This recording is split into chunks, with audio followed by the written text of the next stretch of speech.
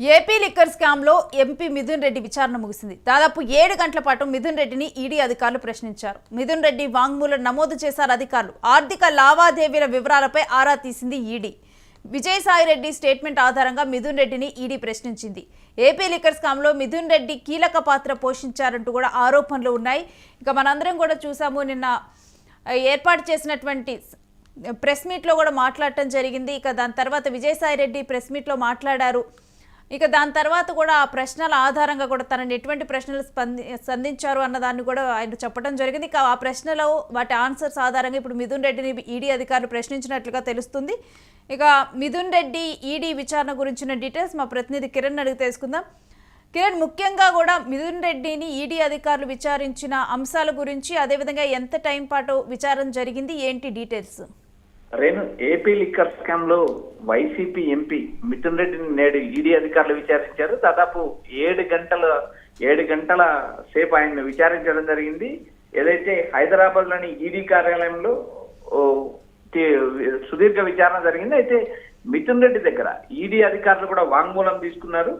ఆర్థిక లావాదేవీలు, ప్రధానంగా లిక్కర్ స్కామ్ లో ఆర్థిక లావాదేవీలపై ఆరా తీసినట్టు మనకు సమాచారం ఇస్తుంది. ఎందుకంటే ఏపీ లిక్కర్ స్కామ్ లో మిథున్ రెడ్డి A4 నిందితుడిగా ఉన్నాడు. అదేవిధంగా ఈ కేసులో ఆయన కింగ్ పిన్ గా వ్యవహరించారంటూ గతంలో సిట్ గుర్తించింది. సిట్ ఆధారంగా ఈడీకి ఈ కేసు బదిలీ అయింది. అదైతే ఆర్థిక లావాదేవీలు, మనీ లాండరింగ్ అంశము, సెల్ కంపెనీలు, ఇతర దేశాలకు నిధుల బదిలీ, ఈ అంశాలపైన ఈడీ విచారణ జరిపినట్టు మనకు సమాచారం వినిపిస్తుంది.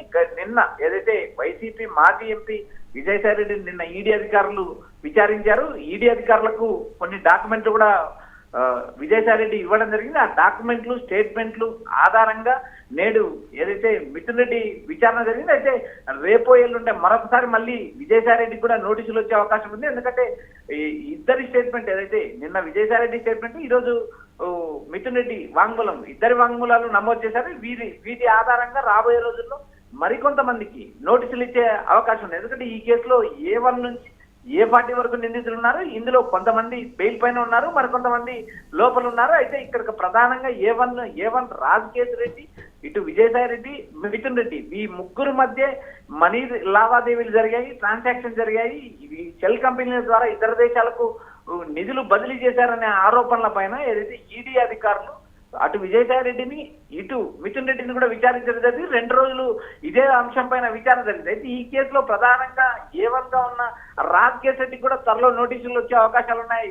ఎందుకంటే ఈ కేసులో ప్రధానంగా రాజకేశ్ రెడ్డితో పాటు సజ్జల శ్రీధర్ రెడ్డి ఉన్నారు, ఇటు A4 గా మిథున్ రెడ్డి ఉన్నారు, A5 గా విజయసాయి రెడ్డి ఉన్నారు. విజయసాయి రెడ్డిని ఒకసారి CRPC 160 కింద సాక్షిగా విచారించారు, మరోసారి ఆయన్ను నిందితుడిగా విచారించిన నేపథ్యంలో ఈడీ అధికారులు ఏదైతే ఆయనకు నోటీస్ ఇవ్వడం, నిన్న ఆయన విచారణ కావడం, విచారణ తర్వాత ఆయన కొన్ని కీలక అంశాలు కూడా మాట్లాడడం.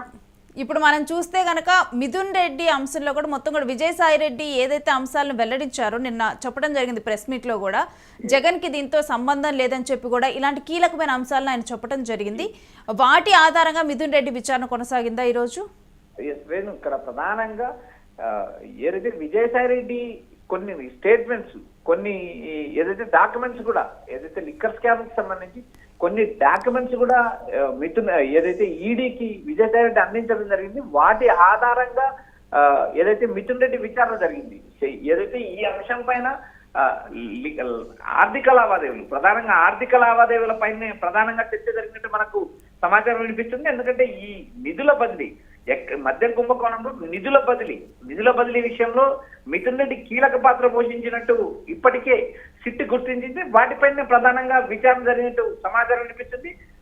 ఏదైతే రూటింగ్ చేయడం, మద్యం కుంభకోణం కేసులో సంపాదించిన సొమ్మును మనీ లాండరింగ్ కు పాల్పడడం, రూటింగ్ చేయడం వంటి అంశాలలో మిథున్ రెడ్డి కీలక పాత్ర వహించారంటూ సిట్ గుర్తించింది. వాటి ఆధారంగా సిట్ ఇచ్చిన అంశాలు, ఇటు విజయసాయి రెడ్డి ఇచ్చిన డాక్యుమెంట్స్ ఆధారంగా మిథున్ రెడ్డి విచారణ జరిగింది. అయితే ఈయన నిన్న కూడా విజయసాయి రెడ్డి ప్రెస్ మీట్ మనం గమనించినప్పుడు ఆయన నేరుగా ఈ కేసులో ప్రధాన ముద్దాయి రాజకేశ్ రెడ్డి, వైసీపీ అధినేత జగన్మోహన్ రెడ్డికి ఎలాంటి సంబంధం లేదు. ఎందుకంటే ఆయన కేవలం కోటరీ మాటలు విని తనను దూరం పెట్టాడు. తను ఏదైతే సాయి రెడ్డి ఏ రోజు నేను జగన్మోహన్ రెడ్డి విమర్శించలేదు, జగనే కోటరీ మాటలు నమ్మి నన్ను విమర్శించాడనే స్టేట్మెంట్ కూడా ఆయన ఇవ్వడం జరిగింది. ఎందుకంటే ఇది వైసీపీ కార్యకర్తలు కానీ వైఎస్ఆర్సీపీ నేతలకు కానీ విజయసాయి రెడ్డి ఇచ్చిన స్టేట్మెంట్ ఒక బూస్ట్ లాంటి ఎవిడెన్స్ గా ఆయన నేరుగా ఈ కేసులో ఒక A5 గా నిందితుడుగాను తర్వాత సిఆర్పిసి 160 కింద సాక్షిగా ఆయన స్టేట్మెంట్ నమోదు చేయడం ఇప్పటికే జరిగింది. కాబట్టి ఆయన చేసిన స్టేట్మెంట్ కూడా అటు వైసీపీలో వైఎస్ఆర్సీపీ శ్రేణుల్లో ఉత్సాహం తెప్పింది. మరోపక్క మిథున్ రెడ్డి ఏదైతే విజయసాయి రెడ్డి ఇచ్చిన అంశాల ఆధారంగా ఆయన ఇచ్చిన డేటా ఆధారంగా ఏదైతే కొన్ని కీలక డాక్యుమెంట్స్ ఇవ్వడం వల్ల వాటిపైన విచారణ జరిగింది. ఏదైతే దీనికి సంబంధించి ఈ ఆర్థిక లావాదేవీకి సంబంధించి ఎక్కడికి వెళ్ళాలి, ఏ ప్రాంతాలకు ఈ నిధులు బదిలీ చేశారనే అంశాలపైనే ప్రధానంగా విచారణ జరిగిందంటూ మనకు సమాచారం అనిపిస్తుంది. రేణు ఇక మిథున్ రెడ్డి విచారణ ఆధారంగా మరికొంతమందిని ఈ ఏపీ లిక్కర్ స్కామ్ కేసులో విచారించనుంది ఈడీ అని చూడొచ్చా? ఖచ్చితంగా రేణు, ఎందుకంటే ఈ కేసులో ప్రధానంగా A1 నుంచి A40 వరకు నిందితులు ఉన్నారు. ఇక్కడ A1 రాజకేశ్ రెడ్డి ఈ కేసులో కింగ్ పిన్ గా ఉన్నారంటూ ఇప్పటికే విజయసాయి రెడ్డి పలుమార్లు ప్రకటించారు. ఏదైతే A1 నిందితులుగా విజయసాయి రెడ్డి చేసిన తర్వాత ఆయన ఏదైతే సిట్ విచారణకు హాజరైన కోణంలో కూడా ఏదైతే రాజకేశ్ రెడ్డి ఈ మద్యం కుంభకోణానికి ప్రధాన కారణం రాజకేశ్ రెడ్డి ఆర్థిక మూలాలకు ప్రధాన కారణం.